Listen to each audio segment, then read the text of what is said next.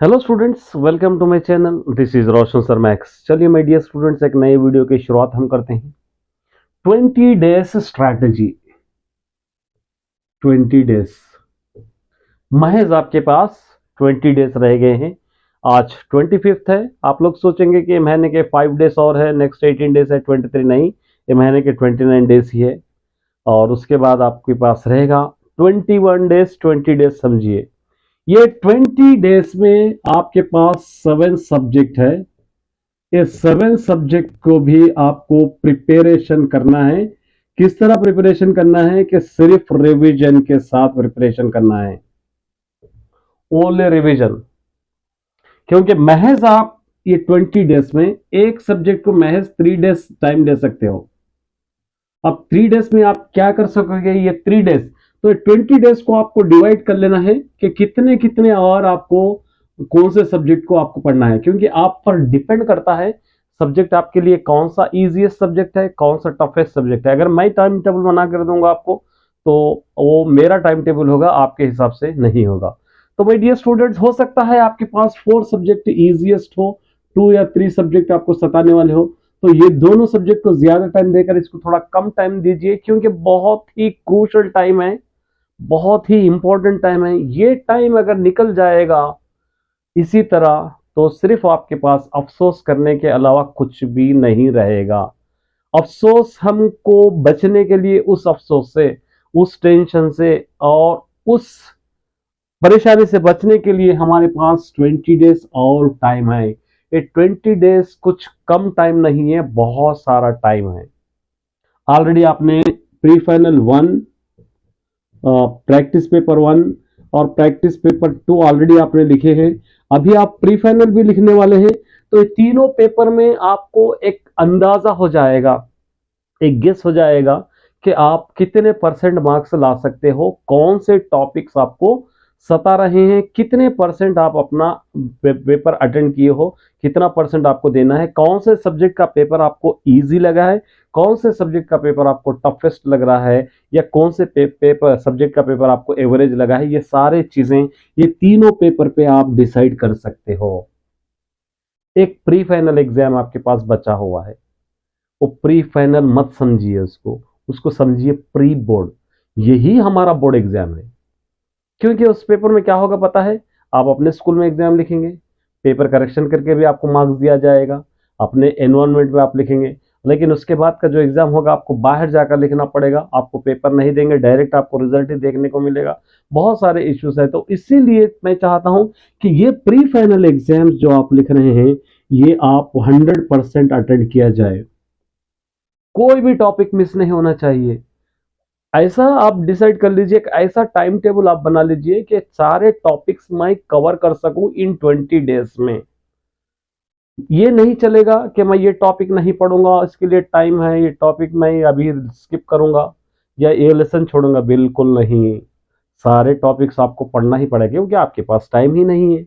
Only 20 days है। Already जितने भी दिन आपके पास पड़े हैं, वो सारे आप रिवीजन करने में या मॉडल पे प्रैक्टिस करने में चले गए हैं। अब बचा हुआ टाइम आपको सिर्फ रिवीजन करना है।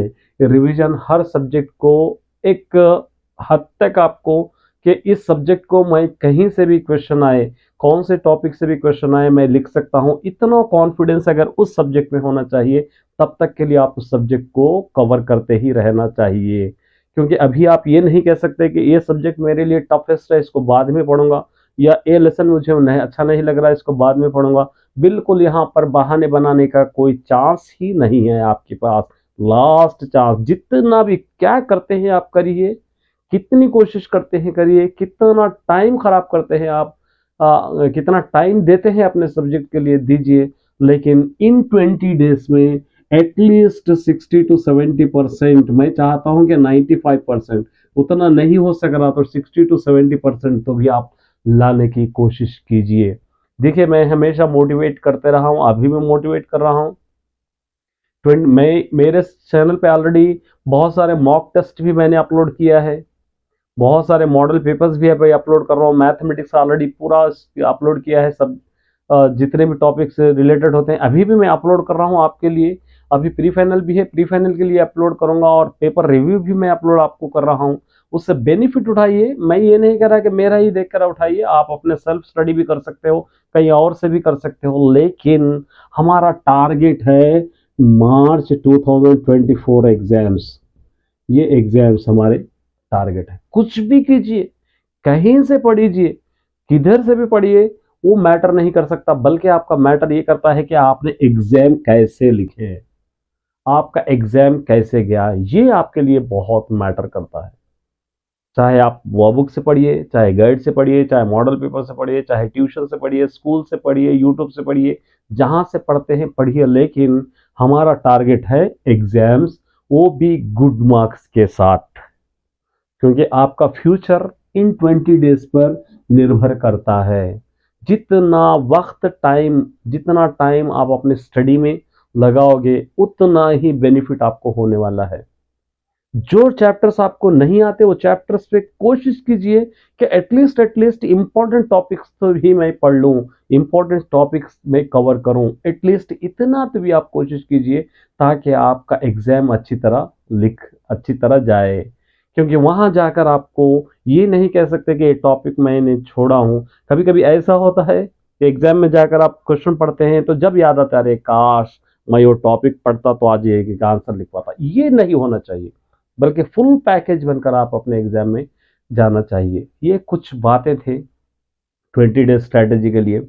बहुत सारे बातें हैं बतलाने के लिए, उतना टाइम नहीं है, क्योंकि आपको भी स्टडी करना है, ज़्यादा लेंथी वीडियो हो जाएगा, इसलिए मैं स्टॉप कर रहा हूँ। देखिए माय डियर स्टूडेंट, जितना आपको कन्वीनियंस है पढ़ने की कोशिश कीजिए। अभी mobile phone, television, functions, relation से सारे चीज़ें इन 20 डेज़ के लिए थोड़ा अवॉइड कर दीजिए। बाद में आप भी को जाना है, बहुत टाइम मिलेगा आपको एग्जाम्स के बाद, वो एग्जाम पीरियड में आप कर लीजिए, लेकिन इन 20 डेज में आपको डिसाइड करना है कि कितने परसेंट मार्क्स आपको बढ़ाना है। देखिए, अगर आपने पूरा रिवीजन कवर किया है, तो और कोशिश कीजिए कि नए टॉपिक्स अगर आप याद कर सकते हैं तो कोशिश कीजिए याद करने के लिए। अगर आपके पास कॉन्फिडेंस है तो इस चैप्टर को हमने कंप्लीट किया है, अभी हमको कोई भी पढ़ने की ज़रूरत नहीं है। अगर इतना कॉन्फिडेंस आप पर है, तो उम्मीद करता हूं कि इस वीडियो से आप बेनिफिट उठाएंगे। All the best my dear student.